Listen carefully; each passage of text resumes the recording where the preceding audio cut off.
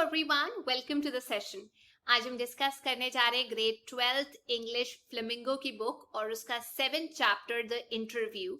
इस चैप्टर का first part हम लोगों ने लास्ट क्लास में कवर कर लिया था। सेकंड पार्ट में हम पढ़ने वाले हैं, जो ऑथर हैं वो डिस्कस करते हैं एक इंटरव्यू का, जो कि एक नोटोरियस राइटर का था जिनका नाम था अम्बर्टो एको, जो इटली में एक प्रोफेसर थे और वो इंटरव्यू लिया था मुकुंद पद्मनाभन ने, जो कि हिंदू न्यूज़पेपर से थे। तो किस तरीके से ये इंटरव्यू होता है और ये एक झलक देता है कि किस लिटरेरी मेथड को वो यूज करके नॉवेल्स लिखते थे। तो चलिए इस चैप्टर को डिटेल में डिस्कस करते हैं। तो इस चैप्टर की अब हम समरी डिस्कस करते हैं। तो ये जो चैप्टर है ये इंटरव्यू का एक पार्ट है, जो इटालियन नॉवेलिस्ट जिनका नाम था अम्बर्टो एको का इंटरव्यू लिया गया था। और वो नॉवेल्स जनरली ना संडेज को लिखते थे। तो मुकुंद पद्मनाभन, जो कि हिंदू न्यूज़पेपर से थे, उन्होंने उनका इंटरव्यू लिया था। तो अम्बर्टो एको एक प्रोफेसर थे यूनिवर्सिटी ऑफ बोलोग्ना, जो कि इटली में है उस टाइम पे, और वो फेमस थे अपने थॉट्स को लेके, सिम्योटिक्स के बारे में, जो इंटरप्रेट करता है राइटिंग्स को, खासतौर पे ब्यूटी ऑफ मिडिल एजेस, क्योंकि आपको पता होगा कि पहले सिंबल्स में बात की जाती थी, जैसे इंडस वैली सिविलाइजेशन में आपने देखा होगा। तो लेटर ऑन वो फिक्शन लिखना शुरू कर देते हैं, मतलब अनरियल चीजें लिखनी शुरू कर देते हैं। और उन्होंने बहुत सारी लिटरेचर लिखी थी, जैसे फिक्शन हो गए, एकेडमिक टेक्स्ट हो गया, एसेज, बुक्स बच्चों के लिए, आर्टिकल्स न्यूज़पेपर के लिए। और वो पॉपुलर हुए थे 1980 में, जब उनकी book the name of the rose best seller बन गई थी। तो इंटरव्यूअर जो थे मुकुंद, वो शुरू करते हैं अम्बर्टो एको की तारीफ करते हुए, कुछ वर्ड्स कोट करते हैं जो डेविड लॉज ने बोले थे। वो मेंशन करते हैं कि आप तो इतने टैलेंटेड हैं, पर हमारी कैपेसिटी से बियॉन्ड है इस चीज को समझना कि कैसे कोई इंसान, इस केस में अम्बर्टो एको, इतने टैलेंटेड हो सकते हैं। One could be good at so many things. तो अम्बर्टो बड़े हम्बली रिप्लाई करते हैं, टू बी स्पेसिफिक, मैं आपको लगता होगा कि मैं बहुत सारे काम करता हूं, मल्टीपल डिस्टिंक्ट टास्क करता हूं, बट अकॉर्डिंग टू मी मैं हमेशा से सेम चीज करता आया हूं। तो मुकुंद बहुत क्यूरियसली पूछते हैं, सेम थिंग? आपने अपने आप को सेम चीज करते हुए पाया है क्या हमेशा? तो फिर वो ना उसको, सिचुएशन को जो एक्सप्लेन करनी थोड़ी डिफिकल्ट थी, उसको फिर से वर्ड्स में एक्सप्लेन करने की कोशिश करते हैं। और वो बोलते हैं कि मेरे ना कुछ स्पेसिफिक फिलोसॉफिकल इंटरेस्ट है। फिलोसॉफिकल मतलब जो स्टडी से related of fundamental nature of knowledge या रियलिटी या एग्जिस्टेंस से रिलेटेड कुछ थॉट्स है मेरे, और मैं कंटिन्यूसली उसी थॉट प्रोसेस को परसुएट करता हूं अपनी एकेडमिक वर्क में, अपने नॉवेल्स में, मतलब जो मेरा फिलोसॉफिकल एजेंडा है। तो अगर मैं बच्चों की बुक्स के बारे में बात करूं तो उसमें नॉन वायलेंस, पीस की बात की है। Again baseline is ethics, moral values की बात की गई है। फिर वो बोलते हैं कि मेरा एक सीक्रेट है, मैं आपको बताता हूं कि जो काम मैं करता हूं वो मैं काम करता हूं in empty spaces of time. समझना थोड़ा मुश्किल है, पर वो इस एम्प्टी स्पेसेस ऑफ टाइम को बोलते हैं इंटरस्टाइसिस। उनके अकॉर्डिंग एम्प्टी स्पेसेस जो हैं वो बहुत क्रूशियल है, बहुत ज्यादा इंपॉर्टेंट है। अगर आप रिमूव कर दो एम्प्टी स्पेसेस एटम में से या इस यूनिवर्स में से, तो वो कहते हैं जो यूनिवर्स है वो बहुत कॉम्पैक्ट हो जाएगा, छोटा हो जाएगा, मतलब इतना सा रह जाएगा जितनी मेरी ये फिस्ट है, मुट्ठी है। तो वो कहते हैं कि मान लीजिए कि कोई मेरे घर आ रहा है और जितना टाइम वो इंसान लेता है, वो गेस्ट लेता है ग्राउंड फ्लोर से मेरे घर तक आने के लिए, जो फर्स्ट फ्लोर है, एलिवेटर लेगा, कुछ टाइम लेगा। तो वो जो टाइम है बेसिकली जो मैं वेट करूंगा, उसको हम एम्प्टी स्पेस बोल सकते हैं या इंटरस्टाइस बोल सकते हैं। मैं वो टाइम, वो इंटरस्टाइस को यूज करूंगा एक आर्टिकल लिखने के लिए। जनरली मैं एम्प्टी स्पेसेस ऑफ टाइम को यूज करता हूं, जो उसको काफी लोग वेस्ट कर देते हैं, खाली बैठ के वेट कर करके लोग यही करते हैं। तो मुकुंद कहते हैं कि बड़ा ही अनडाउटेडली, मतलब यूनिक तरीका है आपका काम करने का। आपने इतने स्कॉलरली आर्टिकल्स लिखे हैं, अलग अलग एकेडमिक स्टाइल में लिखे हैं। और हम ये देखते हैं कि जो जनरली एकेडमिक वर्क होता है उसके अंदर ना पर्सनल टच नहीं होता, वो बहुत ज्यादा ड्राई, बहुत ज्यादा बोरिंग होता है। लेकिन अगर आपके राइटिंग स्टाइल की बात की जाए तो उसमें थोड़ा सा ना प्लेफुलनेस आ जाती है, पर्सनल टच आ जाता है। तो ये नेचुरली है, आपने अडेप्ट किया, या इनहेरेंटली आपके राइटिंग स्टाइल के अंदर आता ही आता है? तो अम्बर्टो नरेट करते हैं एक स्टोरी, जब वो इटली में थे, जहां पर उनके प्रोफेसर ने उनको एक थीसिस लिखने के लिए बोला था, जिसे हम डिसर्टेशन बोलते हैं। मतलब एक लंबा एसे लिखते हैं एक पर्टिकुलर टॉपिक पे, जो यूनिवर्सिटी डिग्री या डिप्लोमा के लिए लिखा जाता है। तो उनकी वो जो थीसिस थी वो बाकी सब स्टूडेंट से काफी डिफरेंट थी। तो उन्होंने बोला कि मेरी जो थीसिस थी उसमें एक स्टोरी थी, जिसमें ट्रायल्स एरर की बात की गई थी, जो मेरी रिसर्च में हुई कि मैंने ये किया तो ऐसे आया, फिर ऐसे किया तो ऐसे आया। लेकिन अगर मैं बाकी लोगों की बात करूं तो जनरली क्या होता है, एक प्रैक्टिकल करते हुए एक फॉल्स एजम्पशन ली जाती है, फिर उसको ठीक किया जाता है और उसके ऊपर कंक्लूजन लिखा जाता है। ये एक सेट प्रोसीजर है। अब क्योंकि मेरा काम इतना डिफरेंट था, यही रीजन था कि प्रोफेसर ने उसे पब्लिश किया, उस थीसिस को, एक बुक के तौर पे।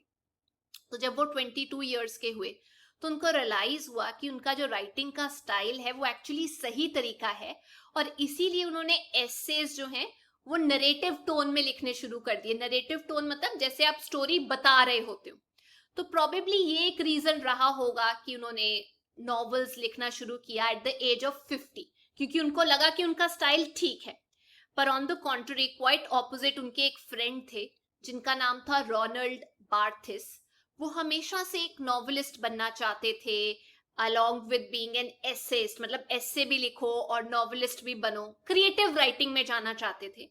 लेकिन अनफॉर्चुनेटली वो स्ट्रगल करते करते वहां तक नहीं पहुंच पाए और उनकी डेथ पहले हो गई। लेकिन अगर एको की बात की जाए तो ये जो नरेटिव स्टाइल था ये एक्सीडेंटली उनके पास आया था। मतलब उनका स्टाइल ही बन गया था ऐसे करके नॉवेल्स लिखना, जो सेटिस्फाई करता था उनकी हंगर को फॉर नरेशन, कि किस तरीके से मैं एक्सप्लेन करूंगा चीजों को। तो उनकी नॉवेल्स की तरफ पॉइंट आउट करते हुए मुकुंद मेंशन करते हैं कि आपकी एक बहुत फेमस नॉवल हुई है जिसका नाम है द नेम ऑफ द रोज। मतलब बहुत ज्यादा फेमस हुई है। आप एक फेमस एकेडमिशियन थे, मतलब आप एकेडमिक्स में बहुत फेमस थे। अब आप एक फेमस नॉवेलिस्ट बन चुके हैं। आप वो एकेडमिक के बंदे हो जिसने ज्यादा से ज्यादा मोर देन 20 स्कॉलरली वर्क्स की होंगे, आर्टिकल्स लिखे होंगे, और नॉवेल्स 5 लिखी होंगी मान लीजिए। तो अम्बर्टो एको उनको ठीक करते हुए बोलते हैं 20 नहीं, ओवर 40 नॉन फिक्शन पीसेस लिखे हैं मैंने। और ये सुन के एको की बात, वो हैरान हो जाते हैं, ओवर 40। और उसके बाद एको बोलते हैं कि जी हाँ, ओवर 40 स्कॉलरली आर्टिकल्स लिखे, जिसमें से एक है स्टडी ऑफ साइंस, जिसे हम सिम्योटिक्स बोलते हैं। और ज्यादातर लोग मुझे जानते हैं as a novelist, famous novelist, as compare to an academician. और ये मुझे बिल्कुल भी बॉदर नहीं करता, क्योंकि मुकुंद ने पूछा था कि क्या आप एक्सेप्ट करते हो, क्या आपको ये बॉदर करता है कि लोग आपको आइडेंटिफाई करते हैं as a novelist, does it bother you? तो अम्बर्टो कहते हैं कि नहीं, ठीक है, जैसे जानते हैं इट्स ओके, लेकिन मैं अपने आप को आइडेंटिफाई करता हूं एज एन एकेडमिक कम्युनिटी का मेंबर, क्योंकि मैं कंसिडर करता हूं खुद को यूनिवर्सिटी का प्रोफेसर जो नॉवेल्स लिखता है तो सिर्फ संडेज को लिखता है। प्लस मुझे पसंद है एकेडमिक कॉन्फ्रेंसेस पे जाना as oppose to PEN clubs में जाना या राइटर्स की मीटिंग्स में जाना।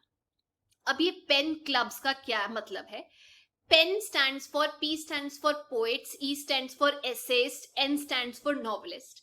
पर अब इसकी फुल फॉर्म चेंज हो चुकी है, poets, playwrights, editors, essayist, novelist.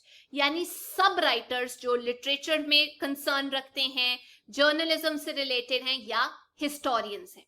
तो एको बोलते हैं कि मुझे एकेडमिक कॉन्फ्रेंसेस अटेंड करना ज्यादा अच्छा लगता है, और मैं वेल अवेयर हूं कि जो मैं राइटिंग लिखता हूं, नॉवेल्स लिखता हूं, उसकी वजह से जो मेरी ऑडियंस है वो ज्यादा बड़ी मिलती है मुझे एज कंपेयर टू जो काम मैं करता हूँ सिम्योटिक्स पे। मतलब वो पढ़ने का मन किसका करेगा, नॉवल तो फिर भी लोग पढ़ लेते हैं।